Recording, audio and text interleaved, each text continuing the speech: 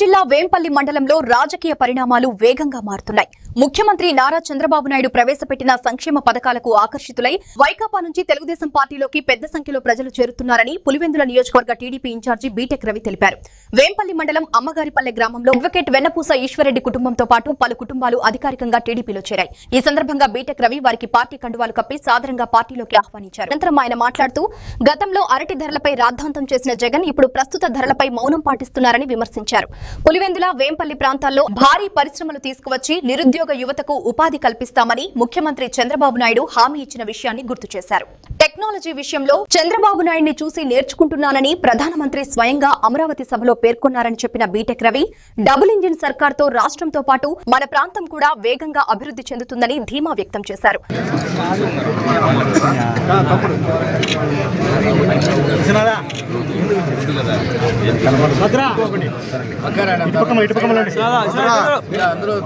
అందరికి వేసినాక నిలబెట్టు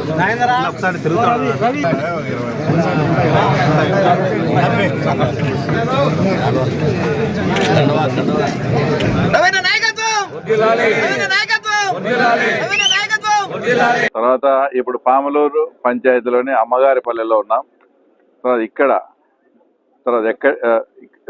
ఇక్కడ వచ్చేసి ఎప్పటి నుంచో స్థిరపడిన తర్వాత ఈశ్వరరెడ్డి గారి కుటుంబం, అంటే కడపలో ప్రాక్టీస్ చేస్తూ మంచి లాయర్గా కూడా పేరు ప్రఖ్యాతులు సంపాదించుకున్నాడు. ఆయన కుటుంబము, ఆయన ఇద్దరు తమ్ముళ్ళు, వాళ్ళ సోదరులు, అలాగే దాదాపు అంతా 10 కుటుంబాలు ఈరోజు మా తెలుగుదేశం పార్టీలో చేరడం మేము అందరం కూడా మనస్ఫూర్తిగా ఆయనకు స్వాగతం పలుకుతూ ఉన్నాం. ఈ మధ్య గడిచిన ఒక నెల నుంచి కూడా అనేకమైనటువంటి చేరికలు ఓన్లీ మన వేంపల్లి మండలం నుంచే.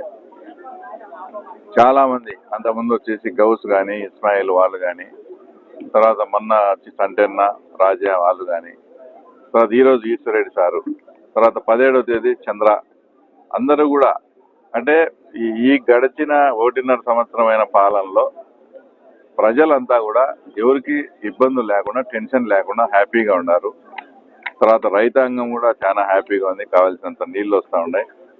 మొన్న ఏదో ఒక వారం 10 రోజులు అరటి ధరలు అక్కడేదో ప్రాబ్లం వచ్చిపోతే దాన్ని కూడా రాద్ధాంతం చేయాలని చూస్తే మళ్ళీ ఒక వారం 10 రోజులకే తర్వాత ఈరోజు అరటి ధరలు కూడా మళ్ళీ 10,000కు 12,000కు కూడా పోయినాయి. తల్లికి వందనం అంతకుముందు జగన్మోహన్ రెడ్డి చెప్పినట్లు కాకుండా ఎంతమంది ఉంటే పిల్లలకు అంతమందికి స్త్రీశక్తి ద్వారా, తర్వాత ఆర్టీసీలో ఆ తర్వాత ఉచితము, తర్వాత గ్యాస్ పథకాలు, ఇవన్నీ చూసి చాలా ప్రశాంతమైన పీస్ఫుల్గా ఆ తర్వాత ఎవరి బ్రతుకు వాళ్ళు బతికే పరిస్థితులు ఆంధ్రప్రదేశ్లో ఉన్నాయి. గత 5 సంవత్సరాల్లో శుక్రవారం వస్తే టెన్షన్, ఎవరిని లోపలేస్తారో, ఎవరు ప్రహారీ గోడ పాల్గొడతారో అనేటువంటి ఒక భయానకమైన వాతావరణం నుంచి ఈరోజు ప్రజలు ప్రశాంతంగా హ్యాపీగా ఉండే పరిస్థితులు.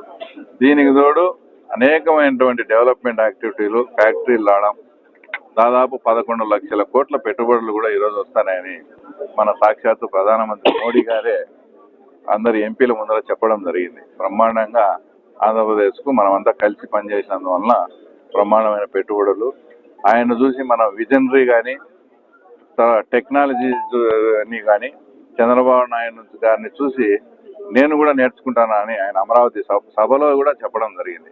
కాబట్టి ఈ డబుల్ ఇంజిన్ సర్కార్తో రాష్ట్రము, మన ప్రాంతం కూడా పురోగతి వైపు ఉంటుందనే ఇలాంటి ఇంటలెక్చువల్స్, మేధావులు కూడా ఈరోజు మా పార్టీలో చేరడం, తెలుగుదేశం పార్టీలో ఇది మంచి శుభపరిణామం.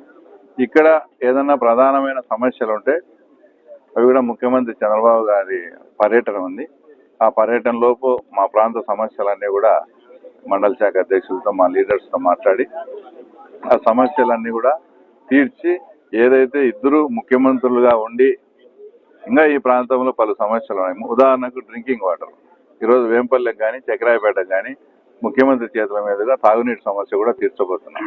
ఇలాంటి అనేకమైనటువంటి సమస్యలు వాళ్ళు అసంపూర్తిగా వదిలేసినట్టు, నాలెడ్జ్ లేకుండా, అంటే ఎప్పటికీ మేమే సీఎంగా ఉంటామని చెప్పి వాళ్ళు కొన్ని పనులు మొదలుపెట్టి అవన్నీ అసంపూర్తిగా ఉండి ప్రజలకు చాలా అసౌకర్యంగా కూడా ఉన్నాయి.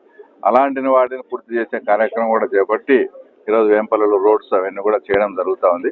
కాబట్టి ఇది మంచి పరిణామం. నిజంగా మనస్ఫూర్తిగా ఈశ్వరరెడ్డి అన్నను కానీ, వాళ్ళ కుటుంబ సభ్యులను కానీ మేము ఆహ్వానిస్తాను. భవిష్యత్తులో కూడా ఇంకా చాలా చేరికలు జరుగుతాయి. ఇవంతా కూడా తప్పకుండా ఒక పార్టీకి సంబంధించిన వ్యక్తి ఎమ్మెల్యేగా గెలవాలంటే స్థానిక సంస్థల్లో బలోపేతం చేయాలి. ఆ స్థానిక సంస్థలు అన్నిటి కూడా మనం గెలుచుకోగలిగితే ప్రజల్లో అందరికీ ఇంటరాక్షన్ పెరిగి ఆటోమేటిక్గా ఓటింగ్ శాతం పెరుగుతుంది. అందులో భాగంగానే చేస్తాను. తప్పకుండా వచ్చే స్థానిక సంస్థల ఎన్నికల్లో ఇక్కడ తెలుగుదేశం పార్టీ జెండా ఎగరేసేదానికి మేము మా కార్యకర్తలంతా కూడా ప్రిపేర్ అవుతాను, సిద్ధంగా ఉన్నాం.